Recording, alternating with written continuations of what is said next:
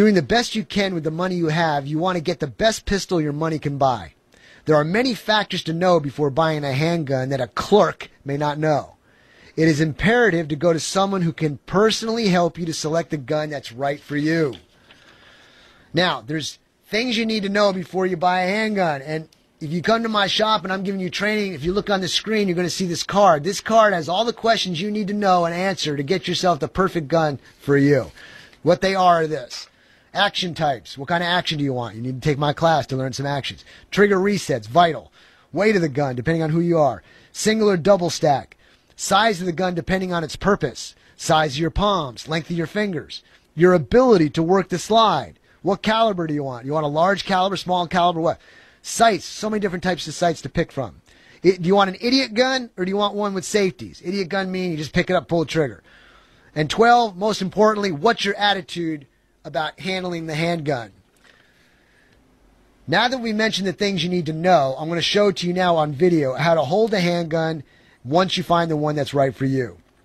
When it comes to self-defense shooting, I can't emphasize how important the proper grip is. The grip is so important that, in my opinion, it surpasses the importance of the front sight.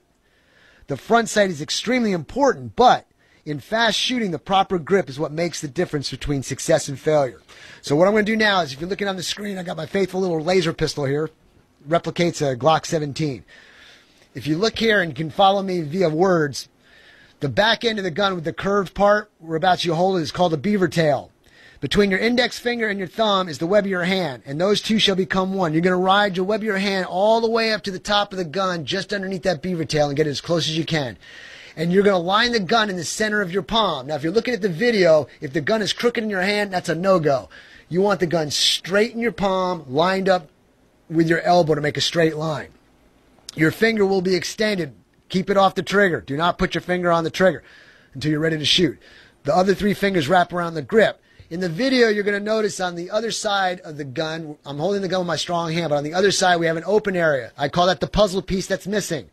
The piece of the puzzle that's missing is on your offhand, and that's on the thumb. It looks like a chicken leg. It comes down here, and it's big down the bottom. That part of your thumb is going to fill in that empty spot. The thumb is going to line up with your trigger finger, and the dominant thumb of your dominant hand will rest directly on top of your submissive hand. And all fingers, if you can look at the screen, are facing forward towards the muzzle. Can you hear me? Forward towards the muzzle. We don't want crisscrossing. We don't want fingers out. We don't want fingers up. We want the fingers facing forward. The part of the palm of the offhand goes here on the opposite side of the gun. The other four fingers of the offhand wrap around and cause a lock, and then you push out with the palms of your hand, and it locks the gun into place. And this way, with the gun being straight in your hand and the threat in my 12 o'clock position, that's right in front of me, I'm looking at the threat, and there's an invisible line of sight. My eyes are looking at the threat. The gun being straight in my hand just comes directly into my line of sight, and then I pull the trigger. And you see the laser on the screen? That's it. I'm aiming at my head, and I'm shooting my head right there. Okay? If you go like this with the gun and have it crooked in your hand, and I'm looking at you, and I bring it into my line of sight, and that laser's not even on the screen now. That's why it is so vitally important to have proper grip.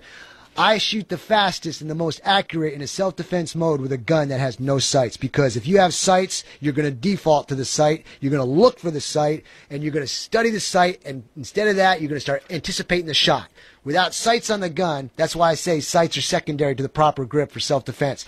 When you come up to a self-defense situation, focus on the threat, the gun is proper in your hand, it comes into your line of sight, and boom, boom, boom, you take the shot. There you go. So that's it.